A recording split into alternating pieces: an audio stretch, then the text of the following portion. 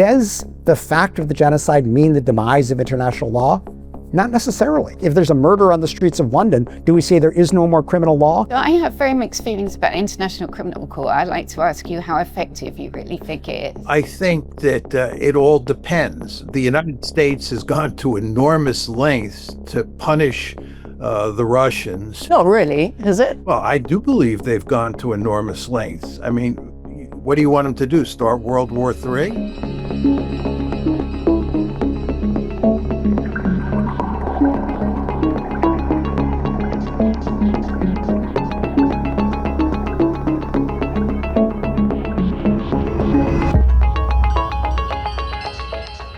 Everyone, can I get a round of applause for our host, Marianne Seacott, and A World Without Morality?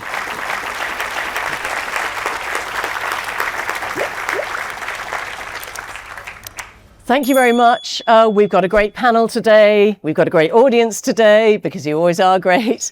Let's talk about the theme that we're going to be discussing. So, from the Crusades to the fight against Hitler, from US intervention in Vietnam to the Iraq War, morality has often been used to validate military campaigns and foreign policy goals.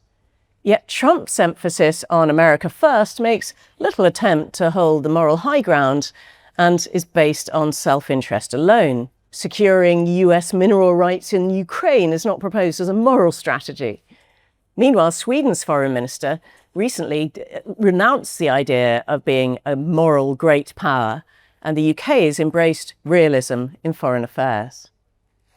While many warn that discarding morality leads to a world where might is right, others point to the terrors carried out in the name of morality, from the Inquisition to the Nazis who used morality to defend their crimes. So, in world affairs, are we facing a new age where moral claims are abandoned in favour of self-interest? Given radically different national perspectives, are the universal claims of morality implausible? Or is the language of morality essential to constrain belligerent leaders and their wild and sometimes tyrannical fantasies? So here to discuss all this, or not quite here, John Mearsheimer is in Chicago, but is joining us on Zoom. He is one of the most influential political theorists of our time.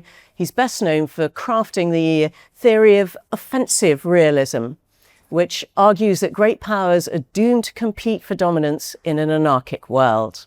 Kenneth Roth, an attorney, activist and author, best known as the executive director of Human Rights Watch for nearly 30 years.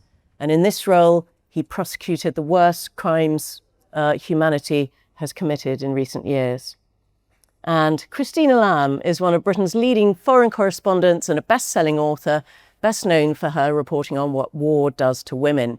She's the chief foreign correspondent of the Sunday Times.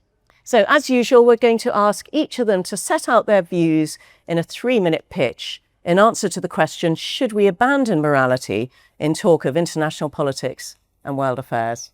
John, I'm going to go to you first. Thank you, Marianne.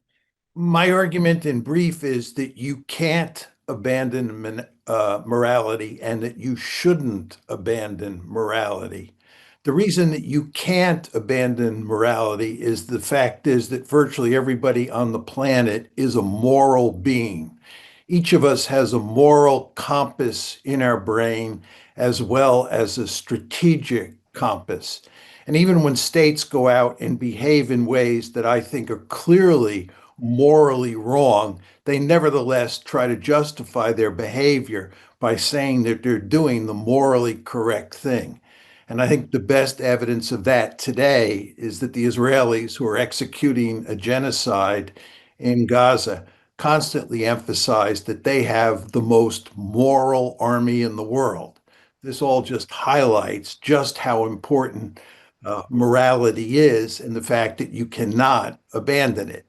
Now, you might find it surprising that a realist like me says you shouldn't abandon morality. But the fact is, I think you shouldn't.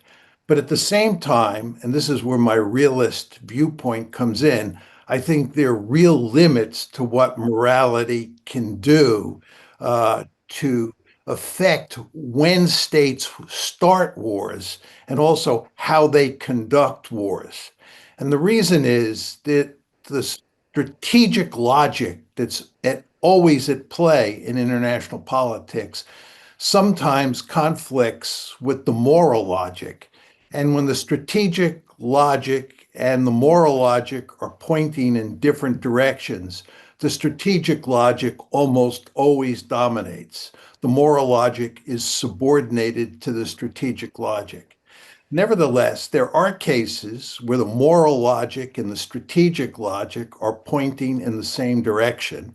A good example of that would be in Gaza today. I think it would make strategic sense as well as moral sense for the United States and for West Europe to put great pressure on the Israelis to end the genocide immediately. So the strategic logic and the moral logic in this case are not in tension. And in fact, the moral logic reinforces the strategic logic. And then furthermore, and this is very important, there are a number of cases in international politics where strategic logic is just not at play, and moral logic can have a lot of effect. And the best example of that, in my opinion, is Rwanda. I think that from the American perspective, we had no strategic stakes in the situation that was taking place in Rwanda in the early 1990s. And I think for moral reasons, the United States should have intervened. So my bottom line here is that there are real limits to what you can do in international politics from a moral perspective. But nevertheless, moral thinking is ever present, and sometimes it can have a significantly positive effect on outcomes. Thank you. Thank you. Great.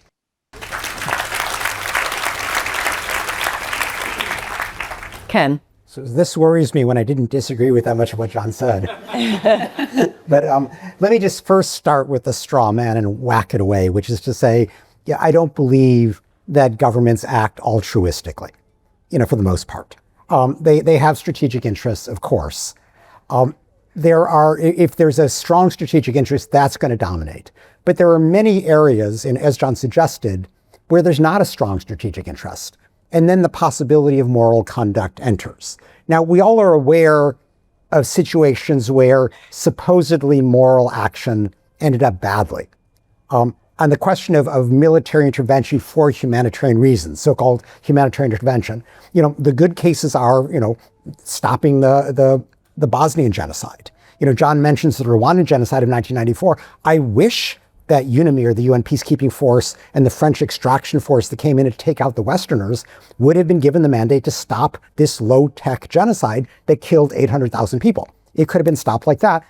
Bill Clinton didn't want that mandate given. Kofi Annan didn't give it. It didn't happen. So those are, examples where humanitarian intervention could have done something good. But then you have the so-called humanitarian intervention in Libya, which turned into a regime change operation and left chaos. You have George W. Bush's invasion of Iraq when there were no weapons of mass destruction. He suddenly was pushing the idea of, getting rid of Saddam for humanitarian purposes. Again, left chaos, and often chaos is worse than a dictatorship. That said, there are many cases where moral action could make an enormous difference. And this involves often situations where there's not a strong strategic interest one way or the other.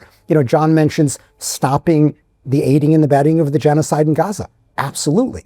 What about pushing the United Arab Emirates to stop arming the rapid support forces in Sudan that are committing a genocide there?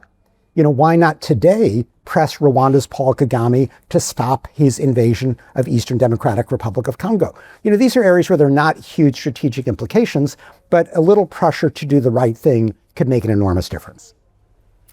Fantastic. Thank you, Christina.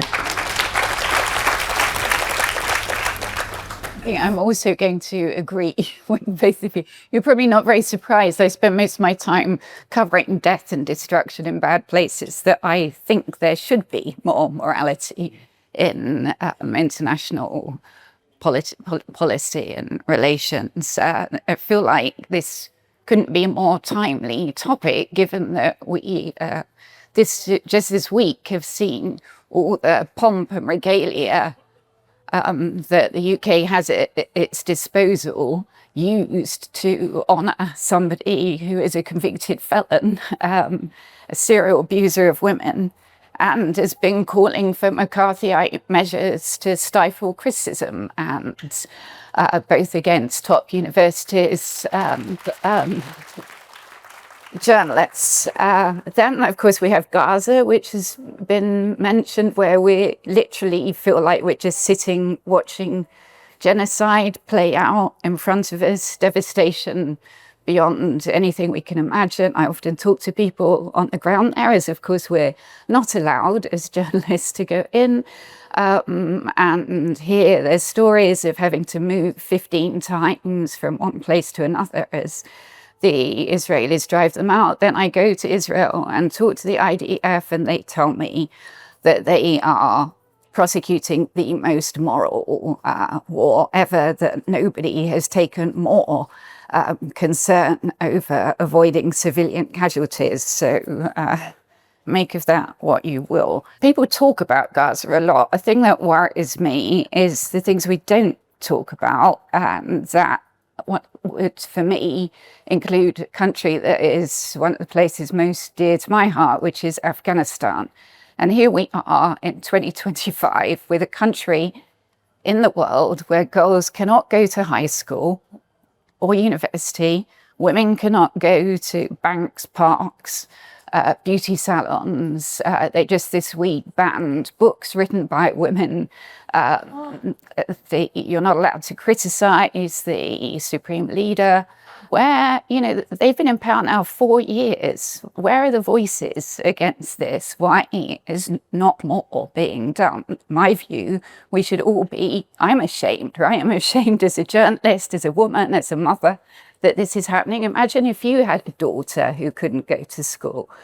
So I feel very strongly that we're not doing anything about some of these things. And in fact, now, because of domestic pressures over issues like immigration, we are seeing countries actually now dealing with the Taliban, one of the most reprehensible regimes on earth, because they want to send back their refugees. So it certainly doesn't feel like we're living in a time of much morality in international relations. In fact, we often hear that the international rules-based order has been abandoned. I also report a lot on what happens to women in war, and every member nation of the United Nations passed a resolution almost 25 years ago called Resolution 1325, which was to say that we should do something to try and stop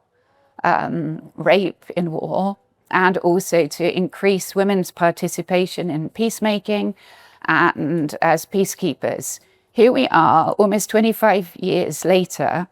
Nothing has improved in any of those. Less than 5% of peacekeepers are women. Tell me any peace negotiations in the world that are going on at the moment that are headed by a woman, that even have women involved in them. Yeah, every academic study says that if you have women involved, that peace negotiations are longer lasting and work better.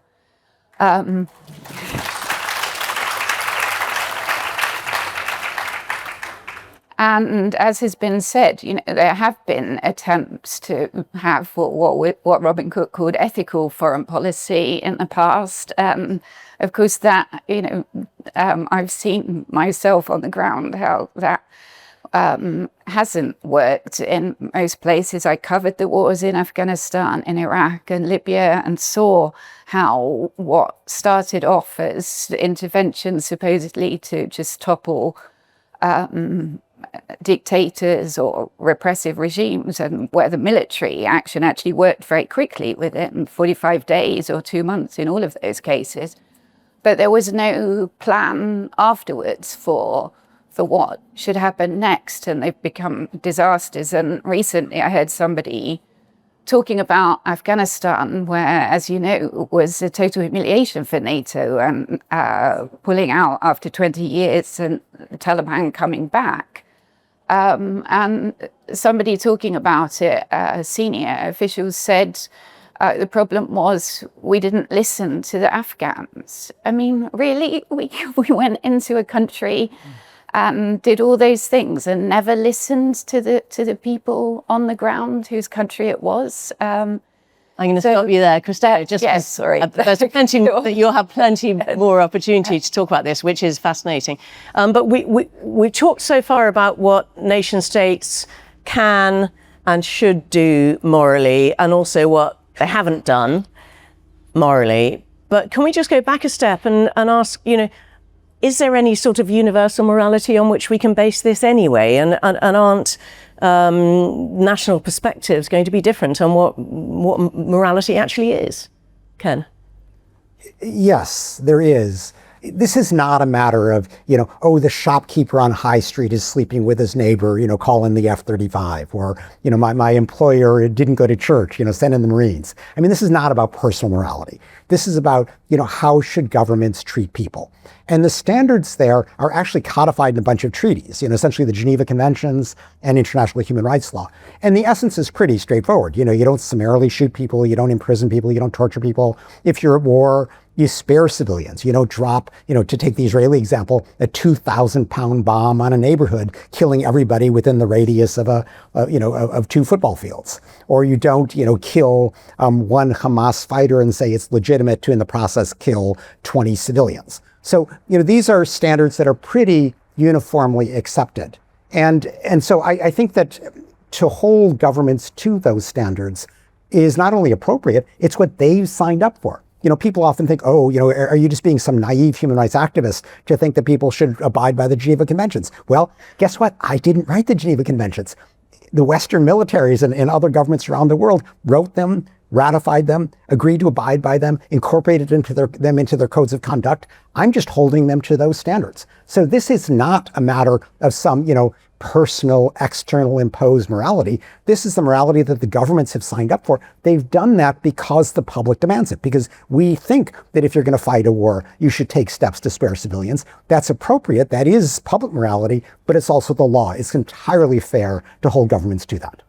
But John, these governments aren't being held accountable, are they? They might have signed up to it, but, we see Russia killing, loads of civilians in Ukraine. As Ken said, we see Israel killing loads of civilians in Gaza. Is there any point to these international accords?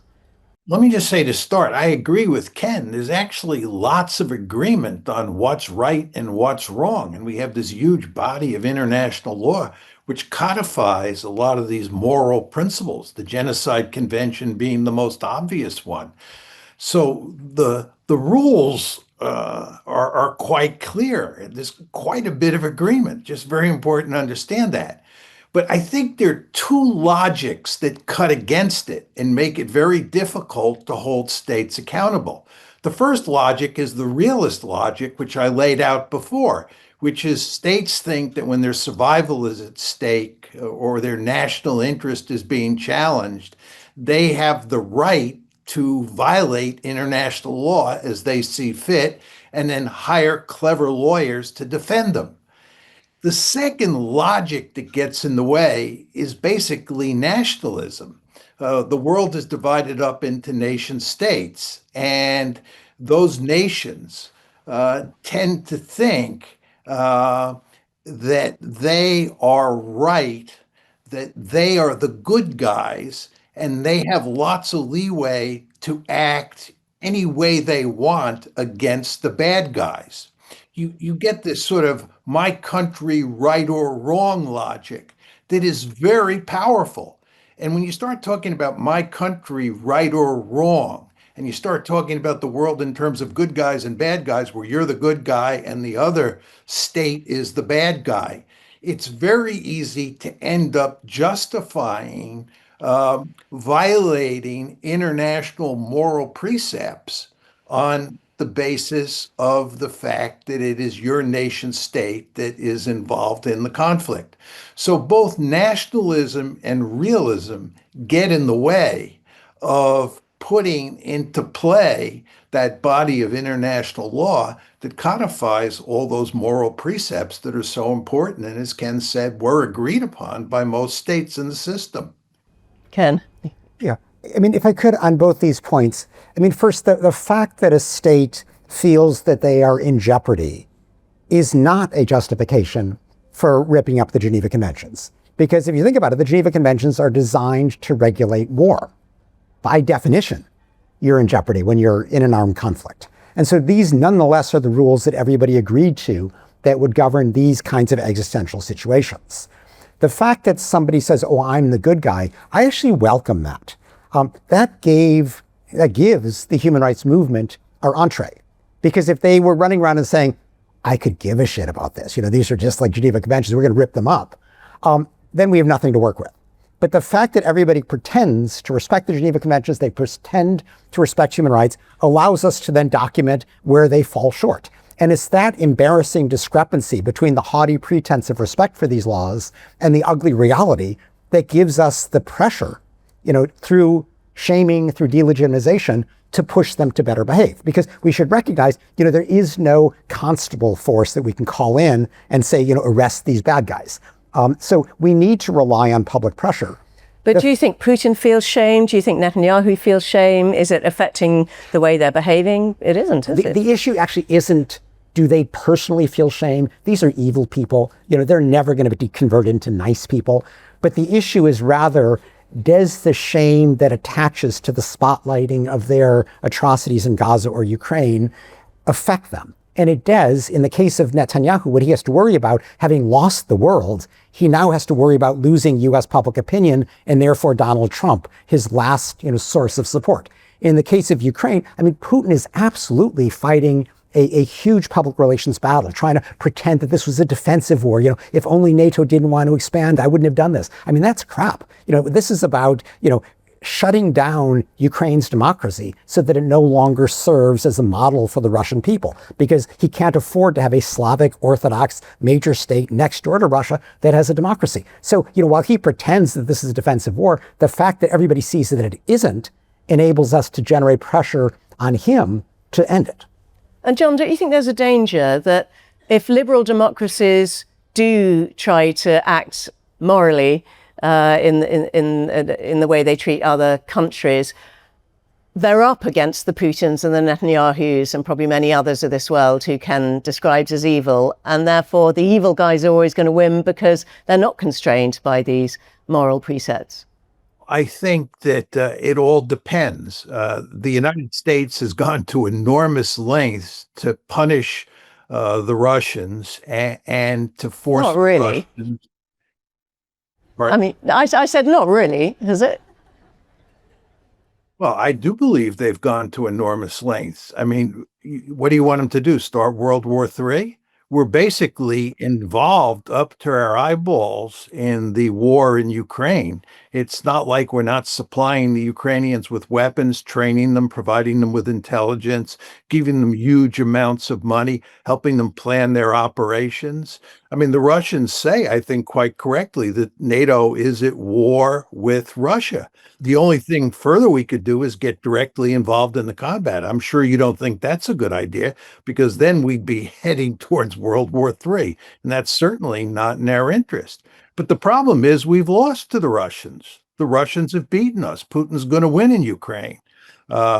With regard to Netanyahu, there's no question that the United States, if it wanted, could shut down the genocide overnight. It'd be very easy to do that. The United States has huge amounts of coercive leverage over Netanyahu.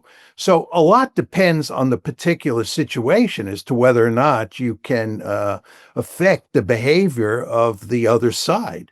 But I would make one other point on this. I think you have to be very careful when you talk about running around the world and trying to impose your moral standards on other countries that you think are not living up to your own standards, because you then end up pursuing the sorts of policies that the United States pursued during the unipolar moment. In the end, you end up in the forever wars, and you end up killing huge numbers of people. I don't think we ended up doing good in Afghanistan. I don't think we ended up doing good in Iraq. I don't think we ended up doing good in Libya. I think it would have been all for the good if we had not become directly involved in all those wars and tried to do social engineering. So you have to understand that there are real limits to what you can do in terms of fostering what you think is the correct moral behavior in other countries around the world. Yeah, and Christina, you must have come across this a lot in Afghanistan and Iraq. Yeah, I guess that's what I was saying at the beginning. I mean, it seems to me, just following on from what you've both been saying, perhaps Netanyahu and Putin don't feel shame, but surely our leaders feel shame, and they do have tools that they can use to put pressure on. They can stop arming Israel. So it does seem important to me that and I feel like there's a lot of grey areas now. So, for example, I guess, I would think that the moral case for war generally is self-defense, the one thing that you can't kind of question. But what about what the US did recently in Iran, trying to destroy its nuclear program, which in theory is to help the whole world, right, be a safer place? Is that a moral thing to do? And I also, maybe we should get onto this later on, but it seems to me the nature of war has changed so much that some of these questions now become much more complicated. So I see, for example, in Ukraine, the use of drones so much, right? If you go to the front line in the east in Ukraine, it looks like the First World War. It's all muddy trenches, but it's terrifying being there because it is the most high-tech war ever being fought. You hear the whistle of drones overhead, there's nothing you can do. And when you're using weapons like that, which are robots, right? How do you then decide the morality? And look at, I always thought that this was not discussed enough under the Obama administration when the CIA set up the program to wipe out supposed terrorists in Pakistan and other places using drones, using UAVs, and had this kind of kill list. That was the world's biggest state-sponsored assassination program we've ever seen under President Obama. And yet there seemed to me very little discussion. And I think that is something we need to be discussing a lot more, because with AI, this is the future of wars. People have to make different kinds of judgments. It's not so much men on the ground or women on the ground deciding if somebody's a civilian, they're going to kill them. These are people, with sort of sticks at a console, wiping somebody out hundreds of miles away. Yeah, what do you think of that, Ken? Well, we've named a few different situations. Let me just run through them quickly. I agree with John. Trump is today aiding and abetting genocide. He could stop it tomorrow by suspending the U.S. $3.8 billion of annual assistance and the endless arms sales. I disagree with John on Ukraine. To say Putin's going to win in Ukraine, I don't know where that comes from. This is not a real estate matter, despite Trump's view. Yes, Putin's going to hang on to some territory in eastern Ukraine. That's not what it's about. This is about trying to snuff out Ukraine's democracy. And I think it's very unlikely that will happen, even though so far Trump, while promising, threatening so-called severe consequences, has done nothing. All of the pressure on Putin is from the Biden era. And at this point from Europe, nothing more from the United States. Now, Christina, you asked about Iran. I think the reason that was an illegitimate bombing is because there was a deal easily to be had. In other words, all Iran wanted was the right, like everybody else, to be able to enrich uranium. It was willing to accept deeply intrusive inspections to ensure that it didn't develop a bomb. That would have been an alternative to the bombing. It just wasn't taken because Netanyahu wanted, for his personal reasons, to go to war. On the question of drones, drones are double-edged. On the one hand, they are actually super accurate.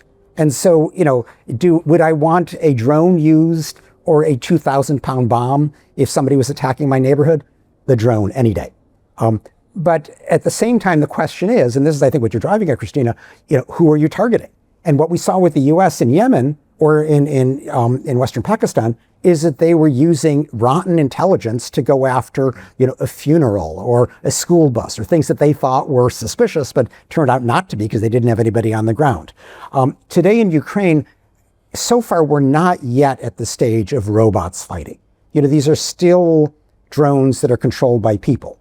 The real danger is when we move toward fully autonomous lethal weapons, so-called killer robots. And there is an effort in Geneva now to ban those, but the major powers are just going slowly because they all think that they can win this fight. They can develop, their killer robots before somebody else and they'll get an advantage. But do we really want, a world in which killer robots exist? I mean, I think back to Tahrir Square. Why was Mubarak felled by the Tahrir Square protests? Because he couldn't order the Egyptian army to shoot the protesters. If he had killer robots, that would not have been a problem, and there would not have been an overturning of the Mubarak dictatorship. Yeah, that's a very good point.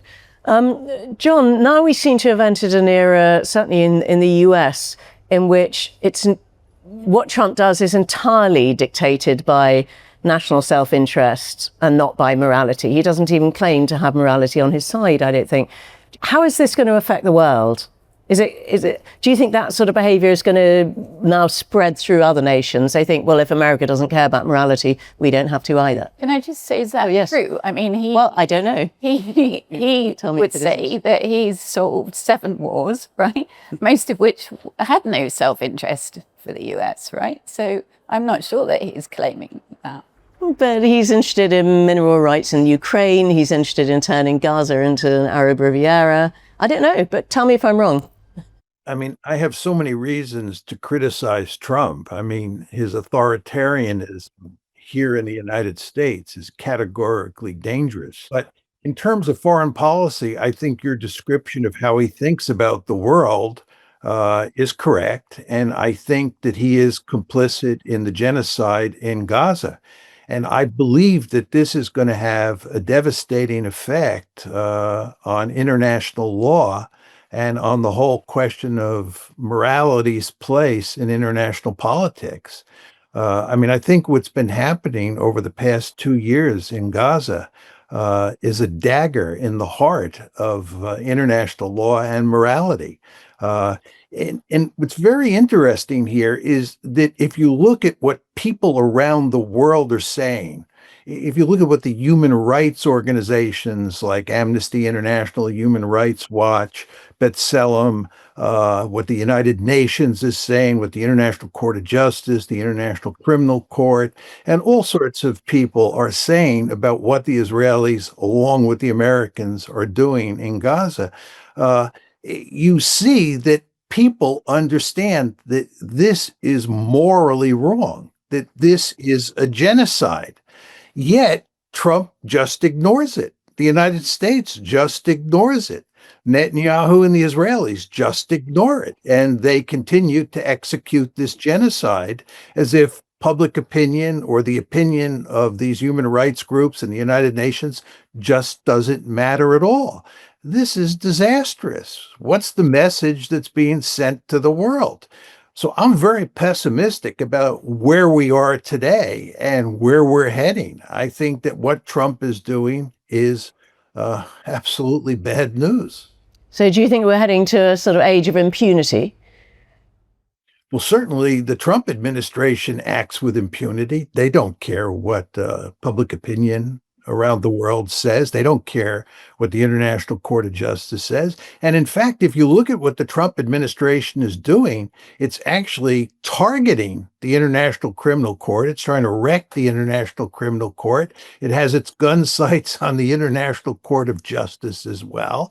So it's not just that the Trump administration is ignoring what's happening with regard to international law. It's actually attacking the institutions that underpin international law. I mean, what's going to be left of the Geneva Convention on genocide after what the Israelis are doing with the help of the Americans, and truth be told, with the help of the Europeans? In Gaza. This is a disaster. And it's not going to end, by the way. The Israelis are not going to turn into nice guys once the genocide in Gaza stops.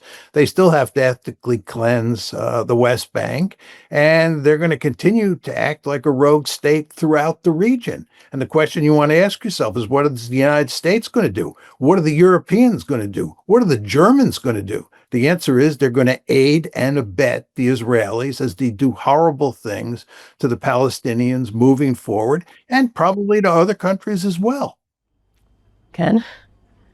Let me, before I turn to Gaza, I'd like to just extend it a little bit, and I want to talk about Rwanda, Congo, because it implicates Britain as well. In 2012, Paul Kagame, the Rwandan president, invaded Eastern Democratic Republic of Congo using a group called the M23. A proxy rebel force. It stopped because William Hague, remember your foreign secretary, got on the phone, as did John Kerry, the US Secretary of State, and told Kagame, your aid is going to end unless you withdraw the M23, and the M23 crumbled within about 3 days. Fast forward to today. We had 8 years of no M23. Now it's back. Why is it back? Well, because Kagame has been trying to pressure-proof himself. Remember how he was offering the last government to take your asylum seekers? This is part of his effort to make himself indispensable. And so today, nobody's pressuring Kagame to leave. Trump's deal was basically a mineral deal. You stay there, Kagame, just stop fighting, but you can exploit the minerals that you've seized in Eastern Congo. So there has been a step back that is not just about Trump, it's also about this government. Now, Trump's attacks on the International Criminal Court, to put this in perspective, because I don't want to get all doomish about this. This is not the first time that a U.S. government has tried to attack the ICC. Remember George W. Bush? He pushed through Congress something called the American Service Members Protection Act. We dubbed it the Hague Invasion Act, because what it literally did was authorize military force to The Hague if an American or any allied service member was imprisoned for prosecution. So how did we get past that? Why was The Hague not invaded? Because most other governments of the world, including Britain, said this is wrong. And we have seen that coalitions of rights-respecting governments or rights-promoting governments are able to stand up to a lawless government in Washington. That's the situation we face again today. Now, in terms of Gaza, yes, Trump is continuing to aid and abet the genocide. Everybody else has pulled away. I mean, even Germany, which never says no to Israel, has stopped sending arms. Today, Starmer is supposed to recognize a Palestinian state. So Israel is really a pariah nation today, but for Trump. And the real question is, how do we put pressure on Trump to in turn force Netanyahu to stop the genocide? That is not as impossible as it may seem, because Trump has already distanced himself from Netanyahu in various respects. He lifted the sanctions on the new Syrian regime. He cut a deal with the Houthi that did not involve an end to attacking Israel. He criticized Netanyahu's attack on the Hamas negotiators in Qatar. He's repudiated Netanyahu's false denial of starvation in Gaza. He's twice imposed temporary ceasefires. It is not inconceivable that as U.S. public opinion turns against Israel, including among Republicans, that Trump, who's always foremost about himself, will say, this is just not worth the personal cost. I'm going to cut my losses and pressure Netanyahu to stop. So that's where morality matters. Now, does the fact of the genocide mean the demise of international law? Not necessarily. I mean, if there's a murder on the streets of London, do we say there is no more criminal law, or that this was a violation? In the case of Israel, this is a very high-profile violation, but everybody under the sun has condemned it. Every international institution has condemned it, but for the United States. And so, what is this? Is the U.S. authorizing a violation of international law, or is it complicit in a violation of international law? I think the latter. I think Trump could be prosecuted by the International Criminal Court for aiding and abetting genocide. I'm not holding my breath on that. But, I don't think we should be too doomsday-ish. We should recognize that this is a blatant violation, but otherwise that law has been reaffirmed, and we need to put pressure on Netanyahu to finally live up to the requirements and end his genocide. I just want to make a couple of points to what you said. First of all, the situation in DRC with M23, they didn't get away. I mean, I've gotten reporting there back and forth since 2017, and they were still causing absolute, okay, they didn't control the whole area, but they were causing huge numbers of rapes of women and children. They were killing a lot of people. So I don't think it's quite right to say things stopped and now Trump's let it happen. It resumed pre-Trump, but it resumed. It resumed long before Trump, I would say. And secondly, I have very mixed feelings about the International Criminal Court. I'd like to ask you how effective you really think it is, not justifying in any way what Trump is saying or doing about it. But, when it was set up 20 odd years ago, I thought it was a good thing, right? To be able to call these people to account. But then I saw that on the ground, it actually had a detrimental effect, because in the old days, states could persuade dictators to step down and go live in the south of France in villas. Suddenly, with the International Criminal Court, lots of really bad guys wouldn't step down because they knew that they would be prosecuted. So, for example, I covered Zimbabwe a lot. Mugabe was who created absolutely horrific situation for his people. One of the reasons that he never stepped down was because he saw what happened to Charles Taylor, and he often referred to that and didn't want the same. So he stayed, causing terrible damage to people in his country a lot longer than he might have done if we didn't have the International Criminal Court.